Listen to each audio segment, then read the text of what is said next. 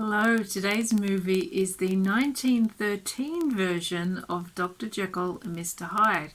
Now, this one interests me because it was produced by Carl Laemmle, who went on to produce so many of the great Universal horror films, Phantom of the Opera and others. And it stars King Baggot, who was apparently one of the first big-name movie stars, although I have never heard of him until today. It's only 26 minutes long. I'm not really sure what it's like, what the special effects are like, what the makeup is like. Let's find out. Oh, God. What are you doing? Oh, God. No. Straight into it. Very Edwardian fashion styles there. 1913, I guess that makes sense. My dearest Alice, my charity patients must be attended to. Forgive me and go to the opera with your father. Yours lovingly, Henry Jekyll. Okay, that writing is not terribly easy to read. As usual, Dr. Jekyll is a bad boyfriend in the movies. That's a lot of information on one intertitle. So which one is Jekyll? I'm assuming it's the one in the middle. This is the earliest Jekyll and Hyde adaptation that I've seen. I believe there are others. They're spending a lot of time on this scene for a film that's only 26 minutes long. And similarly to the Barrymore Jekyll and Hyde, they're portraying Jekyll as a philanthropist who helps people in need with his charity clinic.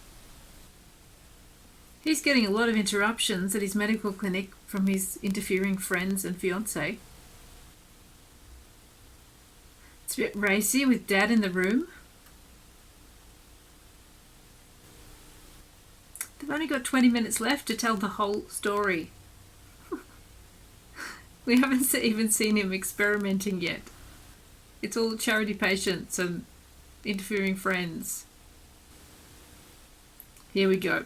Dr. Jekyll plans to set free his evil self. Okay. So this is interesting. It sounds like he knows he's got an evil side and he wants to set it free. Come on, King Baggot, on with it. It feels very padded out for a 20-minute movie.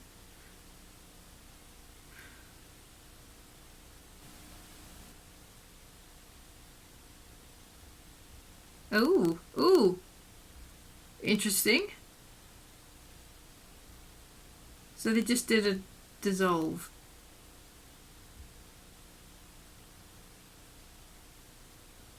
Wow. He seems very unwell. That's weird.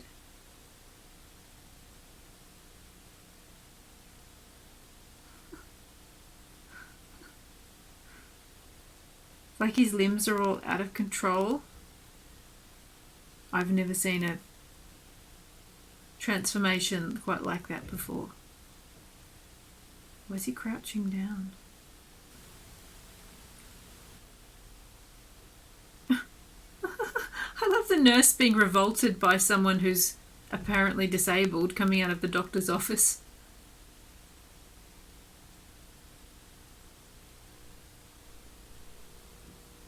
My household servants, the bearer, Mr. Hyde, is my best friend.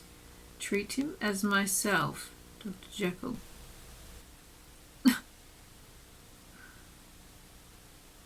I'm not clear whether they're playing this for comedy or if it's unintentionally comical.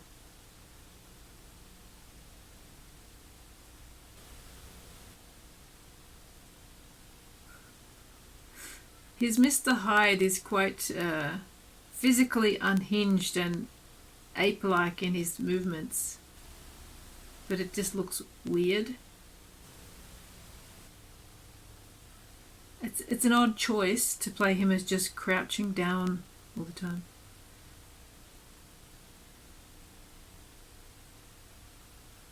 He doesn't look monstrous to me. He just looks like he's got bad teeth and glasses.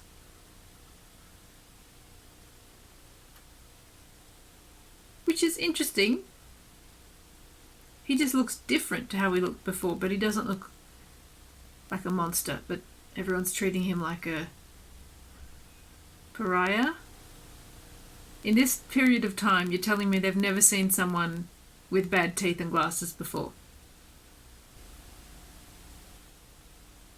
And a limp. I think the problem here is that they're relying on the other characters to sell the idea that Mr. Hyde is very monstrous in his appearance, but to the audience he just doesn't look monstrous. He just looks unfortunate. And they do seem to be wasting an awful lot of time with scenes that don't really go anywhere.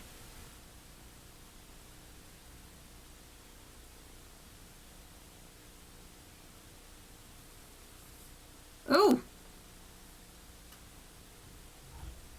Oof!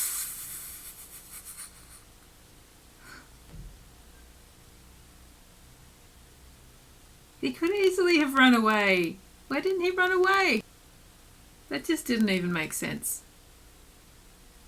And they're saying he's having his evil adventures by night. It's clearly daytime. See, Mr. Hyde is no more shocking in his appearance than the lame boy they showed in the previous scene, yet everyone's reacting to him like he's a grotesque monster.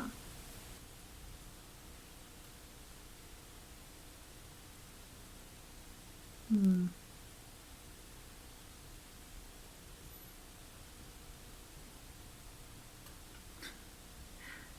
was the evil that Dr. Jekyll wanted to do really just knocking over a boy on crutches?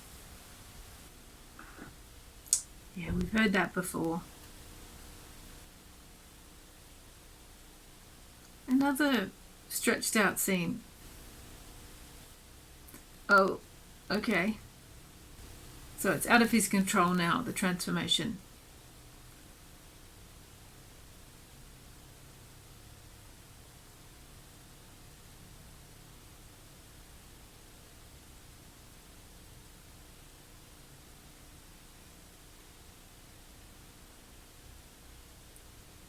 I do like this crossfade transformation though, that was quite well done. But all this physical jigging about, I don't think is helping. They just haven't successfully established Mr. Hyde as evil. He just looks unfortunate, his movements are weird. That's not enough to make him monstrous. Oh, so he's made his will to Mr. Hyde. What about his girlfriend? The problem I think here is that there's no real conflict. There's no conflict between the characters. There's very little interaction between the characters. And we don't see any conflict in Mr. Hyde because he just changes, then he changes back, and that's more or less it. Uh-oh. Uh-oh, is he going in front of the girlfriend? This could be good.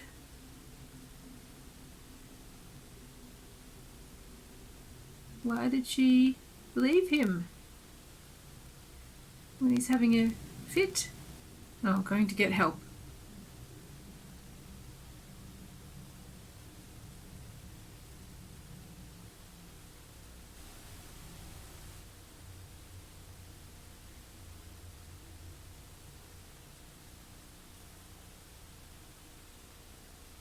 Oh, what is going on there? That was quite a creepy moment, but I couldn't tell. No, he's changed back, okay. Dr. Jekyll is a martyr to science. Interesting. Again, this slows the film right down. They've only got 9 minutes to go. We just had a minute of children walking across the screen.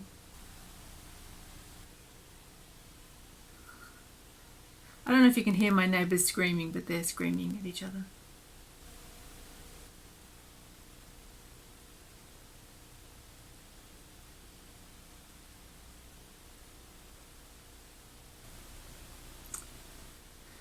There could have been a moment of action and drama there, but they didn't show any of it.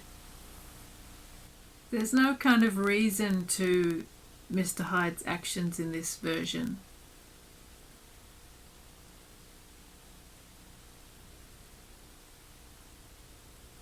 Ooh, okay. See, that would have been a pretty disturbing direction to go in if they'd chosen that.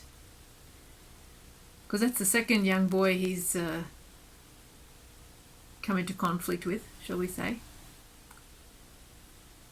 Maybe having the monster choosing to target young boys didn't have the connotations in 1913 that it has today.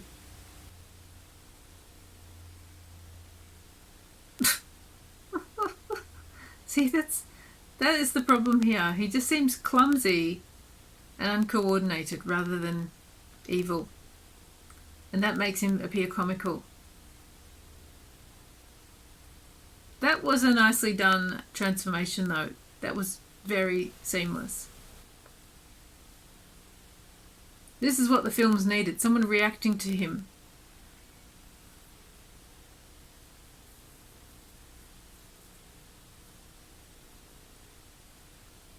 And some insight into his own behaviour, and this is coming in the last 5 minutes of the movie.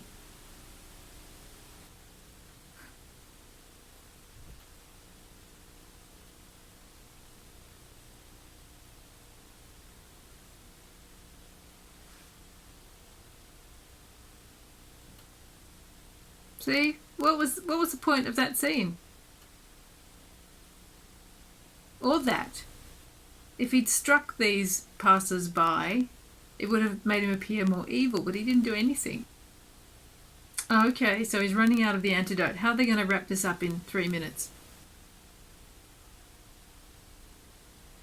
It does present Dr. Jekyll and Mr. Hyde more like a sort of neurological disorder than a person turning into a monster. Which could have been an interesting take on it if it had been presented in a less comical way.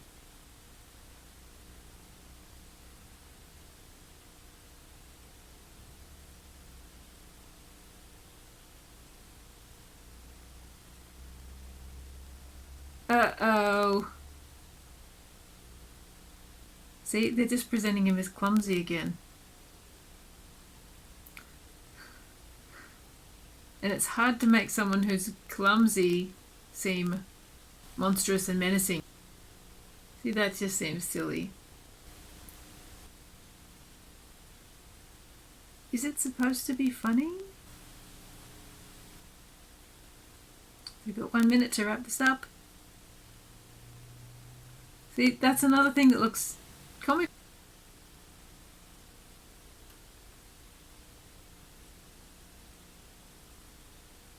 Oh, we're just going to have him die.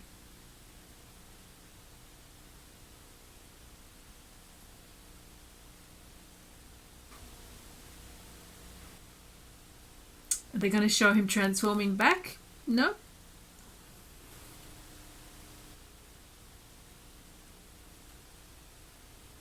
Oh, see, that was well done.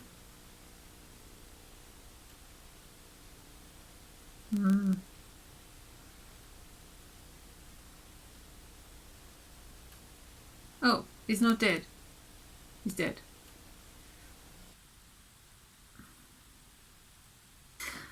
Well, I realise 1913 is pretty early in the evolution of the American horror film.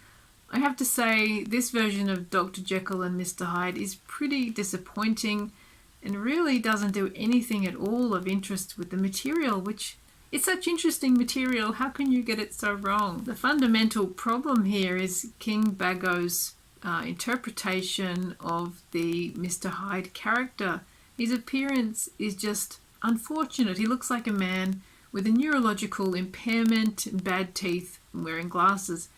And there's nothing monstrous about that. This is a character that we, should really feel sorry for. And it's very hard to sell that as a compelling monster in a story, especially when he doesn't really do anything that's evil or monstrous. You know, he knocks someone down, he hits a child on crutches, but that's all he does. They managed to strip this story of any conflict, any drama, any suspense or excitement. And unfortunately, it is unintentionally comic. For a film that only goes for half an hour, there's an awful lot of padding and scenes which feel pointless and way too long. So while this is interesting in some ways as another interpretation of Dr. Jekyll and Mr. Hyde, it is really not satisfying in any way. And I think in particular to a modern viewer, there's really very little to get excited about here. I don't know if viewers in 1913 would have felt any different. The one thing about this that I thought was kind of interesting, but it's only a suggestion, is the implication that he is targeting young boys, because two of the people he waylays or attacks are young boys. And I think if this was made today, that's a kind of interesting and very disturbing direction they could have taken the Mr. Hyde character in. But they don't really do anything with it here. And I'm pretty sure they didn't really intend us to see him as a sexual predator on young boys. All in all, I'm sorry to say I found this a pretty disappointing effort, but they can't all be winners. Thank you so much for joining me today, and I hope I'll see you next time. Bye.